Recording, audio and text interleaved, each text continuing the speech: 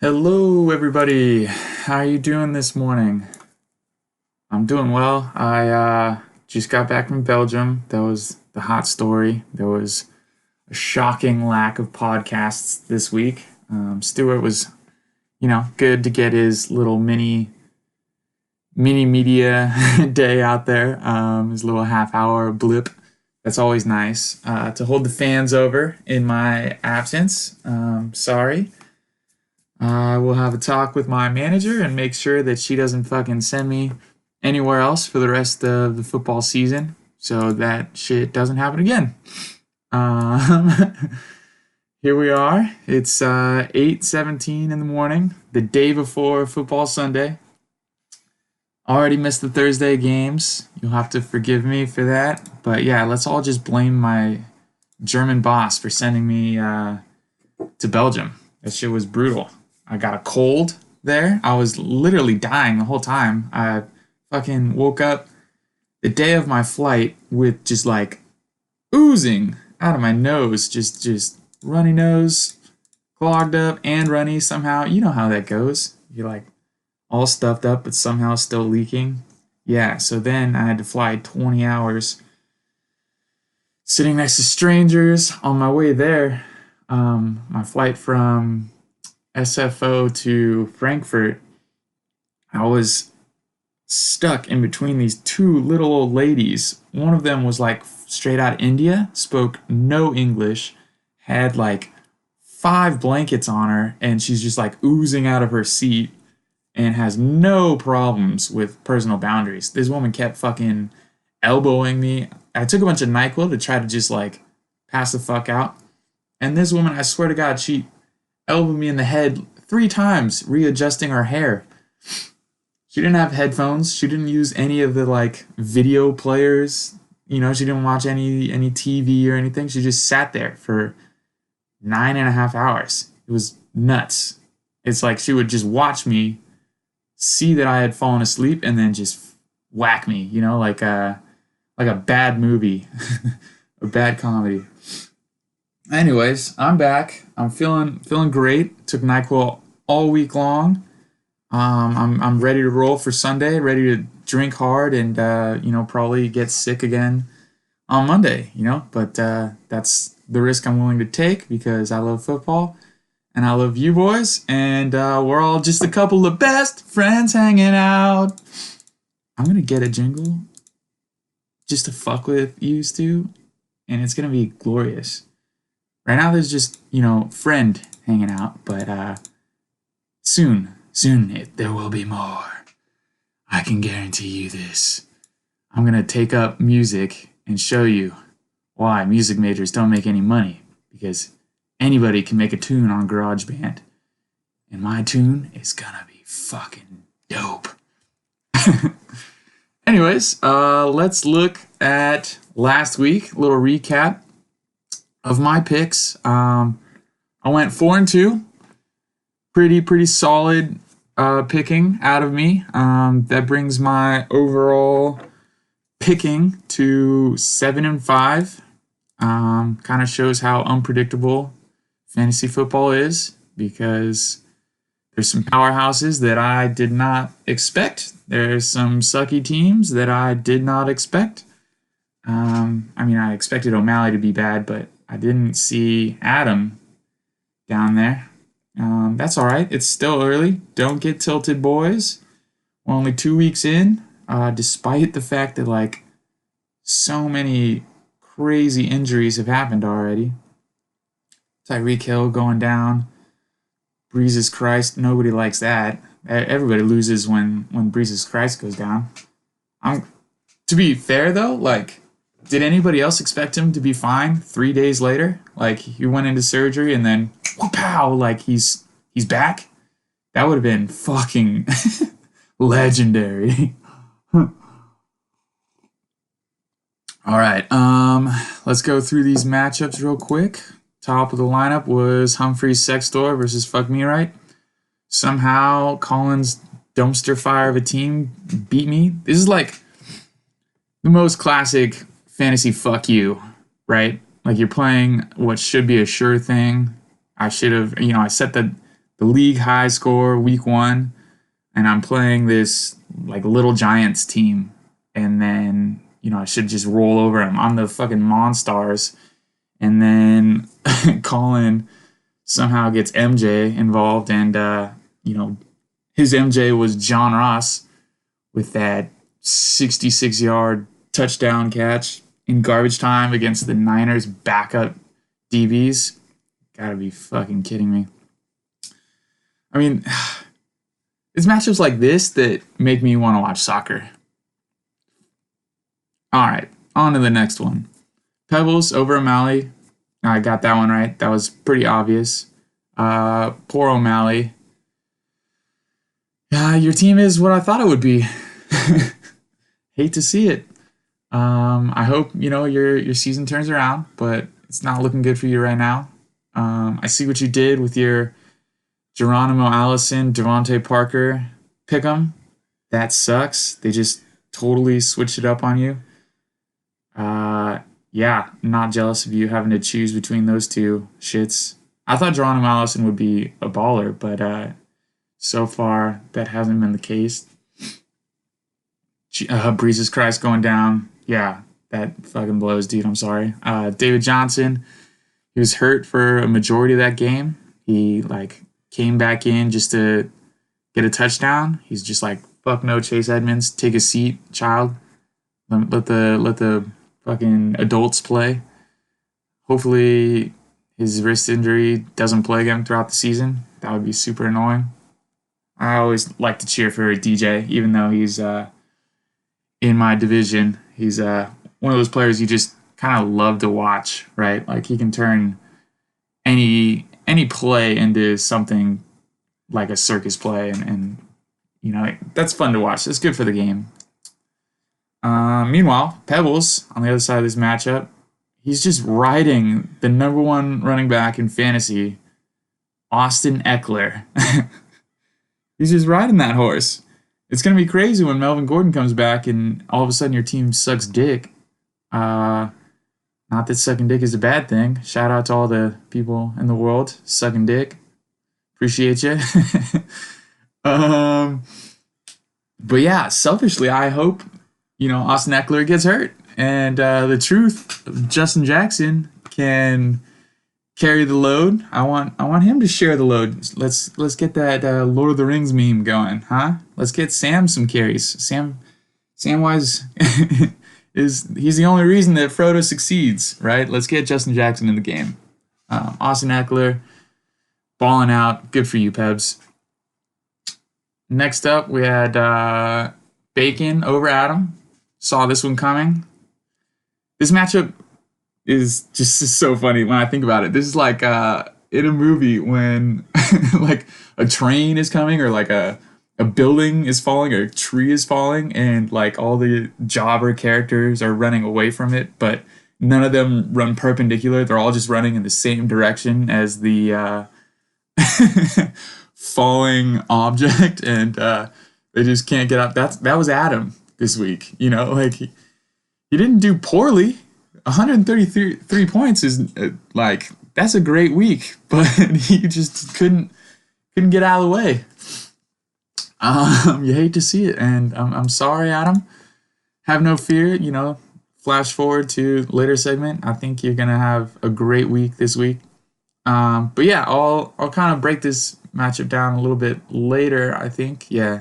Got a great episode planned. I think you guys are gonna freaking love it. Getting all caffeined up right now. Probably start talking real quick. Just stay with me, boys, huh? Stay with me. Next up, we got Stu over Brad.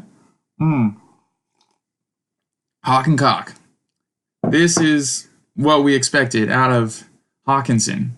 Hopefully he bounces back, because, the media is just eating this storyline up. Hawkinson, fucking be the next Gronk. That would just be so dope. You hate to put up 115 points and lose. That's just a bummer. Stu just had a better day. He played one man down, Alshon Jeffrey, throwing up the goose egg. You hate to see that. Love to see the W, though. He's carried by his elite wide receiver core. That's exactly what we thought would happen.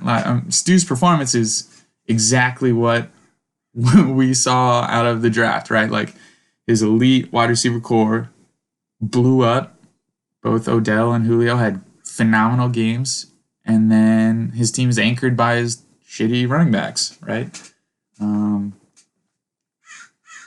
Marlon Mack, I think, had a bad day. He's not gonna be that bad always, but yeah, Stu gets the W. And like the biggest shocker in this matchup and on Stu's team for me personally is Lamar Jackson's continued success. Through 2 weeks, this guy's blowing up. Not bad for a running back in the quarterback position.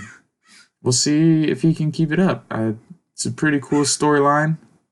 Proud of the Ravens for moving on from elite Joe Flacco. And yeah, I think everybody is a little bit jealous that Lamar Jackson isn't on their team. So kudos, Stu, for taking the shot on those running back quarterbacks. Looks like you hit gold. Next matchup, we have Bill over Scott. Chose that one.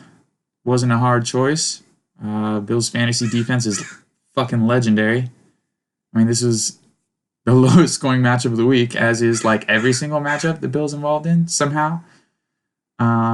Just combined with these two teams, Cam, sad to see his fall from grace.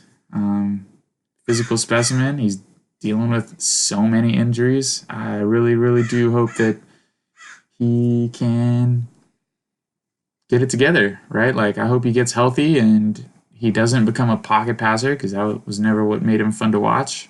But yeah, Cam, Joe Mixon, Derek Carr, Run CMC, OJ Howard, all big names that, Derek Carr is debatable. Rookie season, we thought he was. But, he's been playing well. He played well week 1. He played well in the first half of this game. Just kind of fell off the map. I don't know. Coach Reed just shut his ass down in the second half. Anyways, a lot of big names that didn't produce, courtesy of Bill's fantasy defense. In this matchup, the only 2 players that beat their projections were Will Lutz and Chris Godwin. That's brutal. Out of 20 players, only 2 of them did well. It's nice to see my boy Chris Godwin showing up to the hype. He was on my team last year. My poor championship team, had I had a first round pick. I mean, can you guys believe my team? I had Tyreek Hill, Stephon Diggs, and Chris Godwin. Sonny Michel. Who else? I had Jalen Samuels after fucking Connor went down. I was going to fucking win. Fuck you guys. We had Evan over Max. I got this one wrong. Apparently, Evan can just expect 50 points a week from Mahomes and Saquon. I mean, that's why you take Mahomes early, right? Like, this is unprecedented success. It looks like he's fucking just going to continue his legendary career. Fuck. At what point do we start taking Mahomes first round, right? Like, is he the new Aaron Rodgers?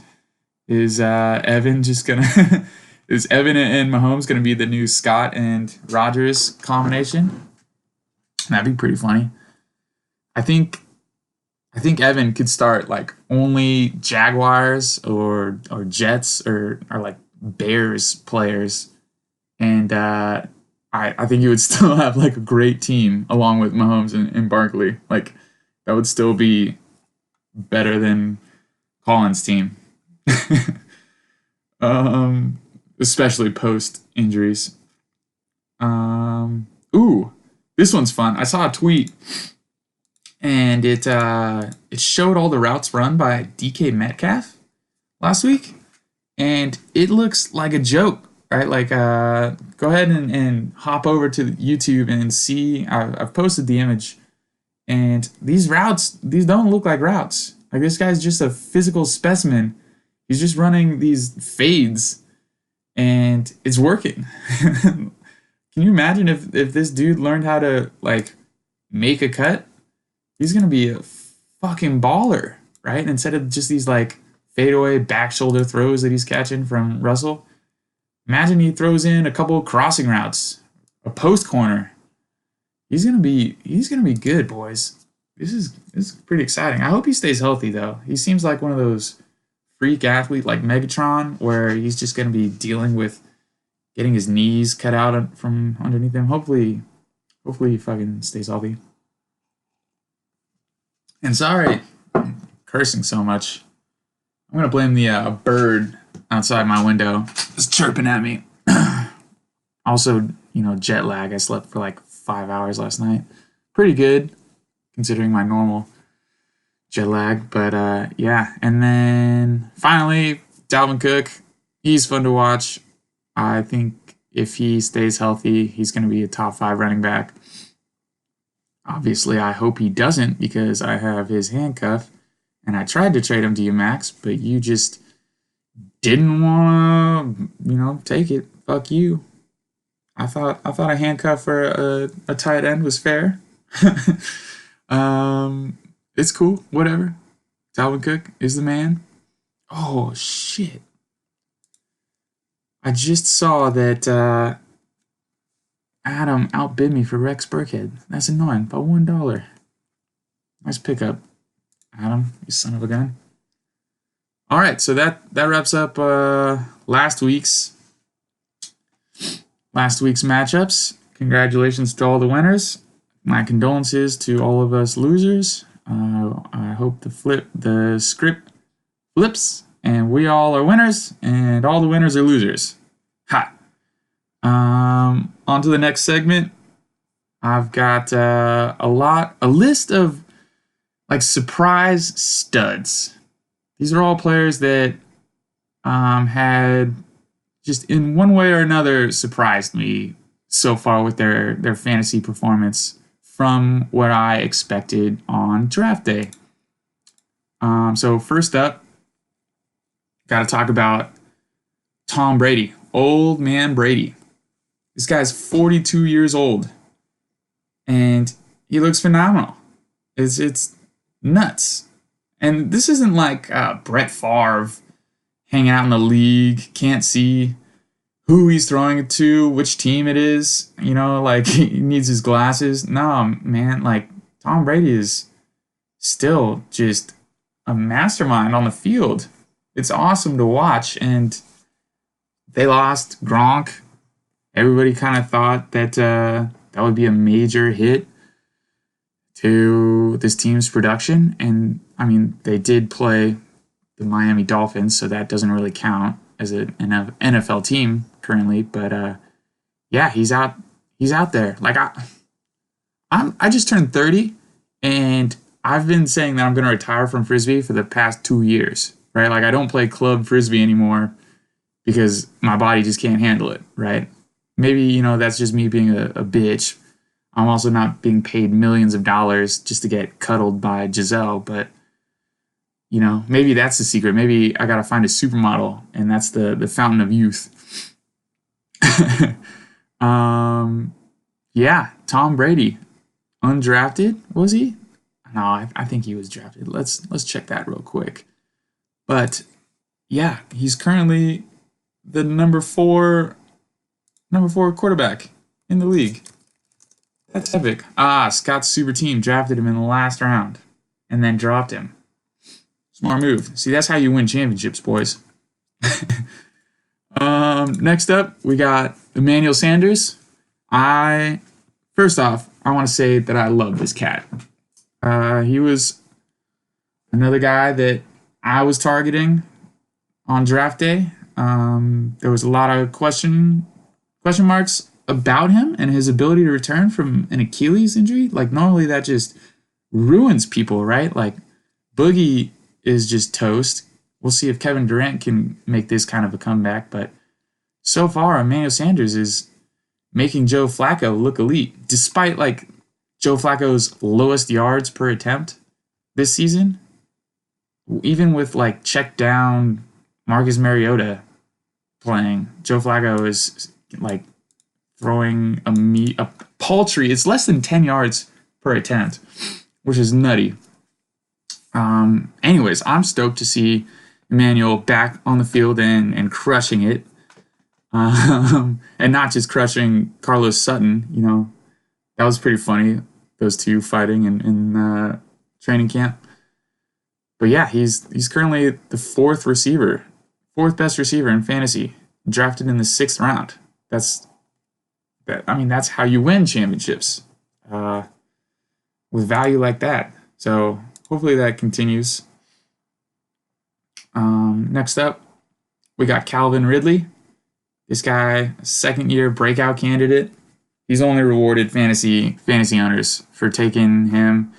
He was kind of a big play guy last season. There was like one game last year where he scored 3 touchdowns, and all of them were like over 40 yards or some shit. And like that was half of his fantasy production throughout the whole season. So this was somebody that people didn't really know how to feel about him, right? Like kind of like Derrick Henry, who is on this list later, but he kind of sucked and then had a huge game and then sucked and then huge game, sucked. So far through 2 weeks, he's been very consistent. He's currently higher than DeAndre Hopkins, Kenny Golladay, Larry Fitz, who's having a career year already. Amari Cooper, Tyler Lockett, Mojo Juju. Kudos to this guy for continuing his first year success, right? Like he is owning up to the hype. He's crushing it. And now even like better news for this guy is they just locked up Julio for another like 5 years or whatever it is. So now he's locked in for the number 2 defender for the next 5 years, whatever Julio's contract is. So I think he's like a huge winner of that contract. And the Falcon, I love seeing when a first round pick is actually successful. Right? Like everybody kind of hates it when, except for maybe your rival team, but when somebody drafts first round pick and they are just a bust. The Niners have gotten used to that past couple years. But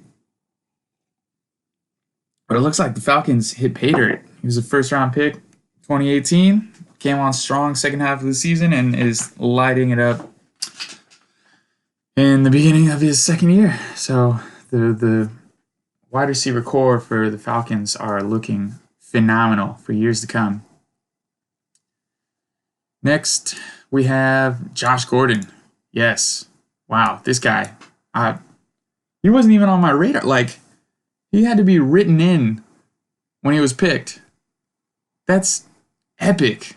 I'm so happy that he is in the league, right? Like, he was such a fun player to watch back when he was on the Browns, and then he's had his demons or whatever, and then signed with the Patriots, and we saw some success, and then that crashed and burned as well. He got a championship ring for his services last year, so that's dope. Maybe that's finally what it helps turn him around. He seems to be doing well. This is a total surprise that he's even in the league right now for me, and good for him. And now with AB gone, he should have a fucking stellar fantasy season. 7th round pick. That's exactly what you were hoping for, and you got it. Nice work. Bake in on that one.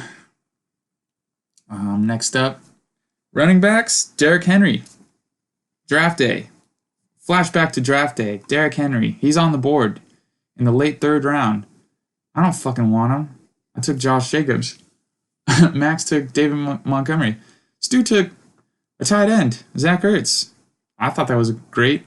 Julian Edelman, Stephon Diggs, Marlon Mack, Melvin Gordon, Mark Ingram. I committed to a running back by committee over Derrick Henry, right? Like, I didn't want to touch this guy with a 10-foot pole. I didn't want to have to deal with the debate. Like, do I cut him? Do I hold him? He's putting up 3 points a week. What the fuck? Turns out he's a stud. He is doing what he did at the end of the last season. He's just blowing up right now. He was drafted in the 4th round, and he's a top 5 running back. Fuck all the haters, right, Derrick Henry? Like, good for you, man. That's super epic. Not for like all of us non-owners that thought we were smart and that he would suck. Because everything about the Tennessee Titans sucks, right? How are people not just stacking the box against this guy and shutting him down? Doesn't make any sense. Mariota, not a good quarterback anymore. Apparently, he just can't get it done. But Derrick Henry finds a way. So that's cool. Have you guys seen him run, by the way? I saw he like broke some huge play last week, and it looked like he was running in slow motion, and yet somehow nobody could catch up to him. This guy's strides are like 5 yards long, not 5 yards, but like 4 yards long, and nobody can catch up to him. It's crazy. Look, if you look at a replay of him running, I bet Colin would make a bet that he could beat him in a race and fully believe it, right? And then just they show up, and as history shows, Colin is not very fast in these races, and Derrick Henry would just smoke him like he does to every single defensive back somehow. Next up, this is a player who was drafted top 3 in his position. The hype is real. This guy is the greatest player of all time currently. George Kittle, he's the man.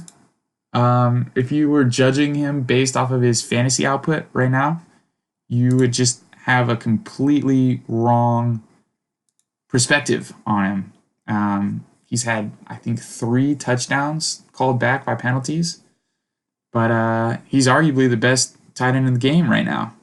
And he's just fun to watch. He's like one of the many bright spots of being a Niners fan right now.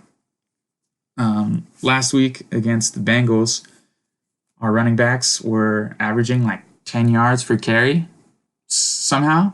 Well, not somehow, because they kept following Kittle, and he would, have a block on the line of scrimmage and then pass that off and then get into the secondary and just be hunting poor little defensive backs. Like, it was so fun to watch replays of these successful runs because Kittle was always out in front and just like beast mode, just like a train coming. I don't know. It's like a damsel in distress on the railroad tracks, and then Kittle was a train, and he was just plowing through people. And every time they like showed his face, he was always smiling.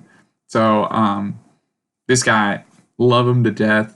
Glad he's on my team and I get to cheer for him. This is, what's a surprise right now is his fantasy output is much lower than it should be. And I expect that to be much, much higher moving forward because he's the rock on the Niners. Whenever there's a clutch moment, they look his way. And he's going to be great, hopefully, for many, many years to come. Hopefully, he and Jimmy GQ just have a Tom Brady, Gronk love affair, and they just have success for the next, decade. I'd be cool with that. Next up, we got Justin Tucker. Is there ever a time when you feel more confident in a pick than when you put Justin Tucker's name on the board? I can't think of a more safe pick than this guy. The biggest surprise about this guy, and what I'm surprised about currently, is that he's not already in the Hall of Fame. He's top kicker in the league, hands down, bar none. He's gonna be first ballot Hall of Famer, easy enough. And then my last studly surprise is the New England defense. When they were picked, I laughed. I laughed. I was, like drinking a little bit. Was all smug. I felt like I was having a great draft. I was balls deep in my handcuff, fucking stupid ass strategy. And yeah, the Patriots defense. They weren't even like ranked top 5, I don't think. They weren't on my radar, to say the least. I thought that, they were drafted the number 3 defense overall, which is crazy to me. But in hindsight, completely great value. How could I forget that New Orleans isn't, not New Orleans, New England is in the same division as Miami and the Jets and fucking Buffalo. Like, Buffalo is the best offense that they play in this division somehow. Like, the Jets have had the craziest, most terrible luck. Mono, where do you even begin with that, right? Like, that's a high school disease. How do you get mono as an adult? What the fuck? Yeah, Miami. If I'm playing any defense that plays Miami, that's like, yeah, fantasy defense 101. Play anybody who's playing against Miami. Great pick. The number 1 defense right now. That's fucked up. I have to eat crow on that one. Yeah, so those are my studs, my surprise players. I didn't really see that much success out of all of these players, and yet here we are. All right, yes, that's that segment, and now we'll just move on to this week's picks. I'm sorry again, a little late. I didn't really want to take my personal computer to Belgium with me, despite my current addiction to World of Warcraft. That's where I do all my recording, what I use for all my recording and editing. And yeah, I didn't feel like lugging 2 laptops across the Atlantic. So yeah, I've got a little bit of an advantage. Truthfully, I didn't even really take into consideration any of the points earned on Thursday because that was such a dog shit game. Glad that I had to miss that one. Sad that I had to miss Gardner Minshew, but yeah, let's go. Into the picks we go. First up, we have Humphrey Sextor over a true comeback story. I think that I'm going to take the lead early and never look back. Which is going to be unfortunate, though, since true to his team name, Evan's team is going to bust from behind. On my behind. Ugh. That's fucking disgusting. What is wrong with AB? Ugh. That's gross. Anyways, Humphrey Sextor, we're going to win. We're going to take the W. And on to the next one. Pebbles, you keep talking shit. Locketed, cocked, and loaded. Is it locketed, cocked, and loaded? I feel like I keep pronouncing it locked, cocked, and loaded, which sounds great to me. But anyways, fuck you. I'm going with Kyler Barely Newer. The Ravens somehow have become an offensive powerhouse. I think that they lose to the Chiefs this week, but it's going to be like an epic shootout somehow.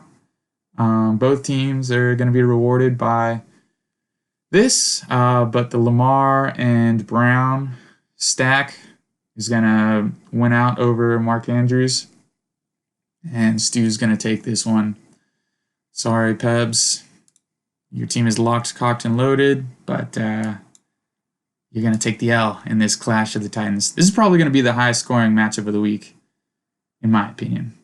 So that'll be fun to watch. Then we got Kittle and McShits over Kaimi Maybe. How long How long is it before O'Malley renames his team to some sort of like baby shark meme? Uh, is this kid the truth? He's clearly got chemistry with Gardner. Here's a name idea for you: the Gardner shark. Sounds like sounds like a real shark you might find in like an aquatic crop, right? Like maybe the U should look into this, set up some sort of underwater, I don't know, veggie growth area thing, crop 3.0, and we'll just have a bunch of Gardner sharks running around in there, swimming around. Yeah, O'Malley, give the fans a thrill. Get that stack going, and maybe that'll be the move that gets you your first W. Maybe. Probably not, though. Who knows? On to the next one. We got Jameson on the rocks over Hockencock. This, unfortunately for Brad, looks like another case of Bill's fantasy defense taking control of a matchup. Stacking Jameis Winston and Chris Godwin might actually work against the hapless Giants. I can't believe you're still rolling with Jameis Winston, but yeah, I hope it pans out for you this week, actually, despite, cheering against you.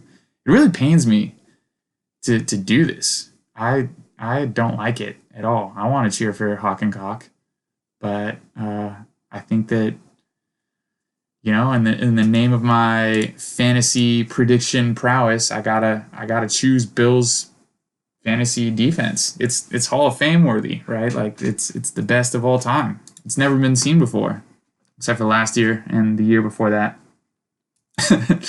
And it looks to be going strong for a third year in a row. Does anybody know what Bill did? Like, did this fantasy defense start when Bill went vegan or whatever the fuck he is now? I mean, is he eating insects at this point? Like, what's the secret? Is you just have to like care for the earth, and then the earth will like in turn put good juju on your fantasy matchup? Because I mean, I cut meat out of my diet one day a week. I think that's pretty good. I love meat, and it's not working for me. Fuck you, Bill. Brad, this is an official warning. You gotta watch out for the injury bug this week, my man. Bills fantasy defense is coming for you. Next up, we got Maxwell Dunn, the second, over Scott's super team. This one's a crapshoot. I just can't find it in myself to choose Scott winning, especially with that super duper team name. Go Max, go fight, win. Next matchup, I have. Oh, this one hurts too. Not really though. I love my boys.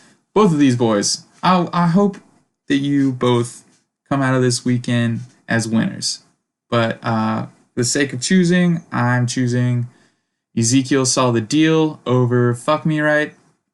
I think Zeke may actually score 100 points by himself this weekend against the Dolphins. It's kind of like just super annoying. If your superstar running back goes up against the Dolphins, you're like guaranteed 20 points. Though, I mean, you could say the same thing about your stud receiver and Amari Cooper may also score 100 points. That'd be pretty dope if they both put up like 35 points and the fucking newly revamped Cowboys offense just scores like 70.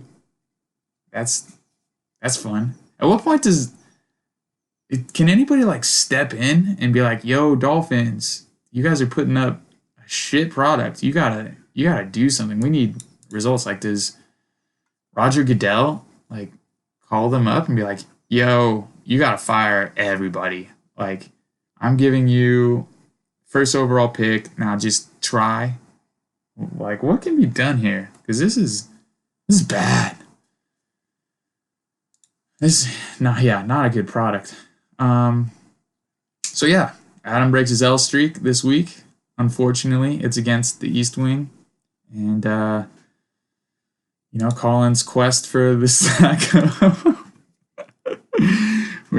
gets stronger. He's making a good case to bring the toilet bowl back to the fucking East Wing. God damn it!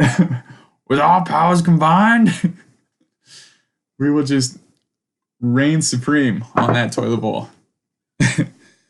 Anyways, that's all I've got for you. It's a little bit shorter of a podcast, short week. It's harder to listen to an hour when you're not at work and trying to kill time. I know we're all actually doing things with our weekend. So this was super fun. I love you all, and I will see you on the group me tomorrow because I finally got my group me working again. Thank goodness. Later.